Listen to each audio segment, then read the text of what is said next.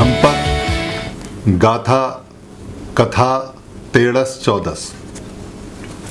ये जो कथा है, कहानी है, ये है भगवान बुद्ध के मौसेरे भाई यानी कि जो उनकी मौसी के लड़के और उनके पिता के जो पुत्र थे जिनका नाम नंद था, नंद उनके छोटे भाई थे।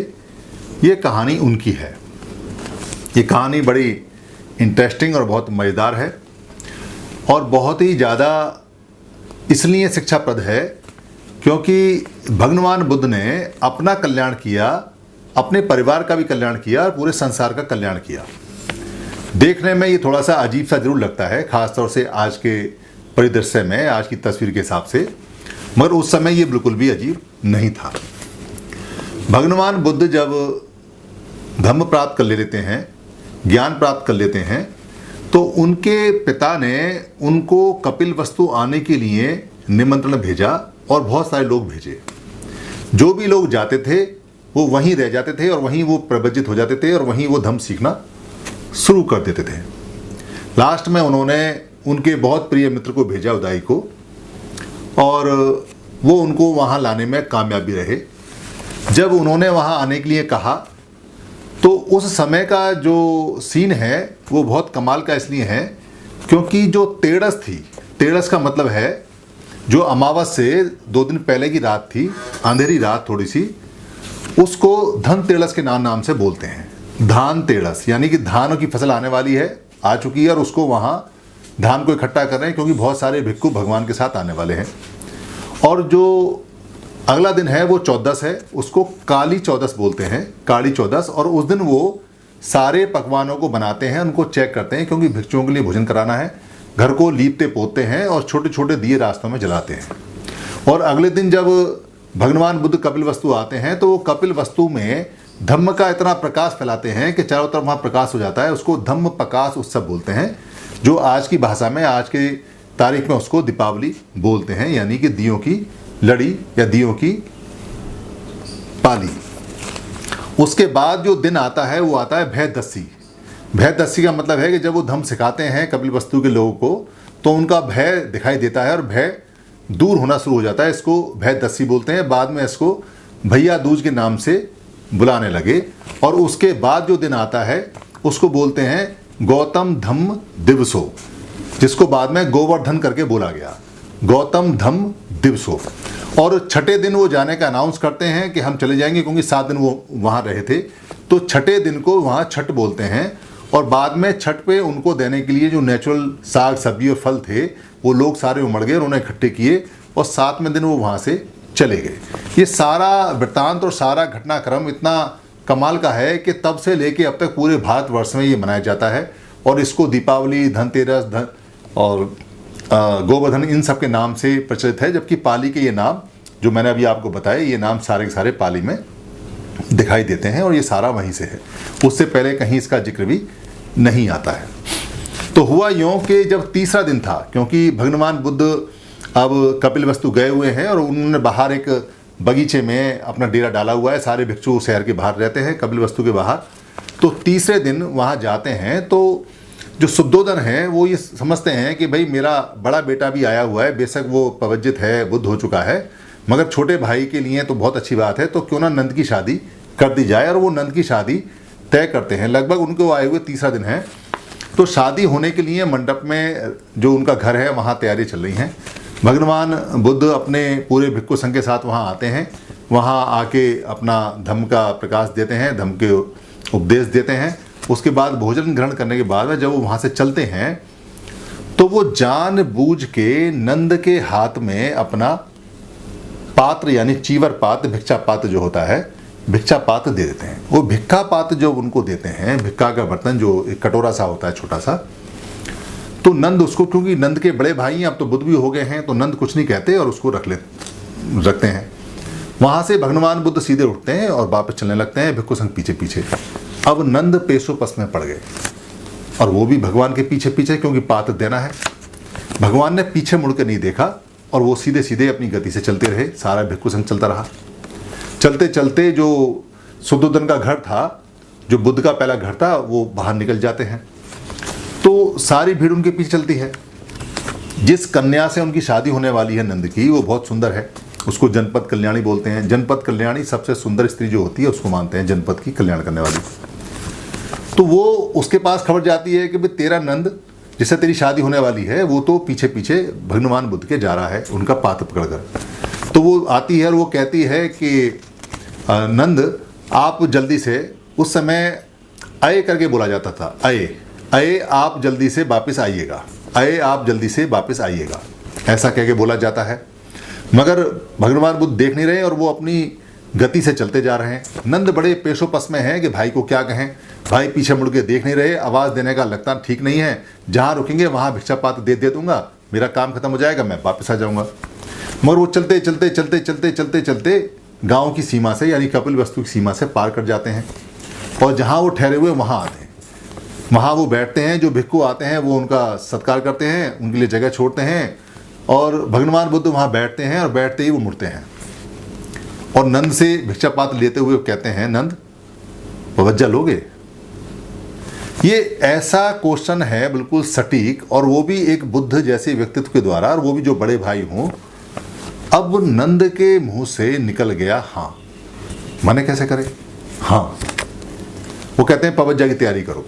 पवज्जा का मतलब भिक्खु बनने की तैयारी करो, और वहीं उनको पवज्जा ग्रहण कराते हैं और उनको भिक्खु बना देते हैं। भिक्खु एक अकेला वारिस जो शत्रुघ्न का था वो भी चला गया। बुद्ध पहले चले गए, सिद्धार्थ गौतम पहले चले गए, नंद बाद में चला गया, दोनों भाई चले गए। तो नंद बन तो गए, मगर नंद तो शादी से उठ के आए थे, शाम को उनकी शादी होने वाली थी। उनके मन में तो शादी के सपने, जनपद कल्याणी के सपने, विवाह का सुख, स्त्री का, और जो विवाह का सुख होता है वो उनके मन में छाया हुआ है। उन्होंने भाई होने के नाते कह दिया, मगर मन तो लगता नहीं।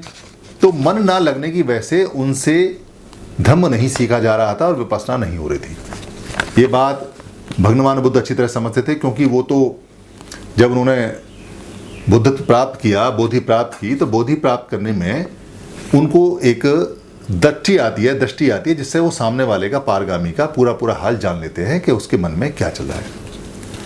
नंद की सेहत खराब होने लगी और नंद सेहत से कमजोर होने लगे। तो बुद्ध ने कहा कि चलो घूम के आते हैं। घूमते घूमते उन्होंने कुछ वहाँ बंदर बंदरियाँ देखे, तो उन्होंने पूछा कि नंद क्या जनपद कल्याणी जिससे तेरी शादी होने वाली थी, क्या वो इससे सुंदर थी? तो उनके मुंह से तबाक से निकला हाँ। उस तबाक से निकलने से भगवान बुद्ध को ये पता चल गया कि इसके मन में अभी क्या चल रहा है, क्योंकि जिसके मन में जो होता है वो उसका आंसर उसी तरह से देता है। उसके बाद में वो घूमते घूमते कहीं आगे लेके जाते हैं जहाँ बहुत सुंदर सुंदर स्त्रियाँ होती हैं। नंद उनको स्त्रियों को देखते हैं और मन में सोचते हैं कि जनपद कल्याणी इन जैसी थी या नहीं। भगवान बुद्ध पूछते हैं क्या जनपद कल्याणी इनसे ज़्यादा सुंदर थी? अब नंद चुप हो जाते हैं, क्योंकि वो जो स्त्रियाँ हैं वो जनपद कल्याणी से ज़्यादा सुंदर थी। तो भगवान बुद्ध कहते हैं कि नंद, मैं आपको यहाँ पवज्जा के लिए लेके आया, मेरी जिम्मेदारी है कि मैं आपके मन की इच्छा पूरी करूँ। आप अपना ध्यान लगाइए, आप पूरे ध्यानरत रहिए, और मैं आपको जनपद कल्याणी से भी सुंदर स्त्रियाँ आपको दूंगा अगर आप ध्यान लगाएंगे तो। क्योंकि भाई को साधना है और भाई के मन में कुछ और है, तो भाई के मन को मोड़ना है। इस जो आसरा होता है या ये जो बात भगवान बुद्ध ने कही या जो आश्वासन दिया, उस आश्वासन के साथ ही नंद ने ध्यान लगाना शुरू किया।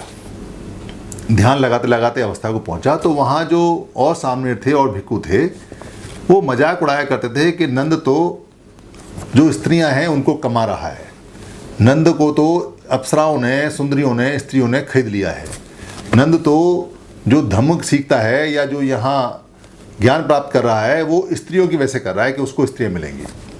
ऐसा वो सुनते थे। ऐसा सुनते सुनते सुनते सुनते नंद को ध्यान लगने लगा और वो विपश्यना में रत होने लगे। भगवान बुद्ध सब देख रहे थे और देखते देखते एक दिन वो अरहत हो गए। जब नंद थेर बन गए और अरहत हो गए, तब नंद को ये पता चला कि भगवान बुद्ध ने मुझे कितना बड़ा कल्याणकारी मार्ग दिया और मुझे विमुक्त कर दिया, मुक्त कर दिया बिल्कुल, और मैं दुखों से मुक्त हो गया और मेरा उपकार हो गया, मेरा कल्याण हो गया। भिक्खुओं को ये बात समझ में नहीं आई, सामनेरों को ये बात समझ में नहीं आई कि जो नंद अप्सराओं के लिए विपश्यना करता था, जो नंद अप्सराओं की वजह से सुंदर स्त्रियों की वजह से, उनके समागम की वजह से इस लालच में आके साधना करता था, विपස්සना करता था, वो कैसे अर्थ हो गया, वो कैसे निर्वाण को करीब आ गया। तब भगवान बुद्ध ने इस गाथा को कहा, ये दो गाथा है, यमक वक की गाथा है, एक गाथा है पॉजिटिव, दूसरी उसकी नेगेटिव है, दोनों के अर्थ सेम होते हैं। जैसे मैंने पहले आपको बताया था, यमक वग में एक पॉजिटिव होती है, एक नेगेटिव होती है, और दोनों का मतलब बिल्कुल एक सा होता है। तो गाथा इस प्रकार है, यथा एगारंग दुच्छनंग, यथा माने जैसे, एगारंग माने घर, और दुच्छनंग माने दू माने बुरी तरह से, और छनंग माने होता है छानना। जैसे आप जानते होंगे पुराने समय में जो झोंपड़ी को छानना बोलते थे, या कहते थे छान हमारी छान दो, या छान हमारी खराब हो गई, यानी जो हमारा छप्पड़ है उसको छान बोलते थे, ये पाली का शब्द है। यथा एगारंग दुच्छनंग, यथा माने जैसे, घर को, दुच्छनंग जो कोई बुरी तरह से छानता है या ढकता है। वुट्ठी समति विज्जति, वुट्ठी जो बोलते हैं वो वृष्टि को बोलते हैं। आसमान से कोई भी चीज़ अगर गिरती है उसको वुट्ठी बोलते हैं पाली के अंदर, चाहे वो ओले हैं, चाहे वो पानी है, चाहे वो आग है, चाहे वो कीड़े मकोड़े हैं, चाहे वो पत्थर हैं, चाहे धूल है।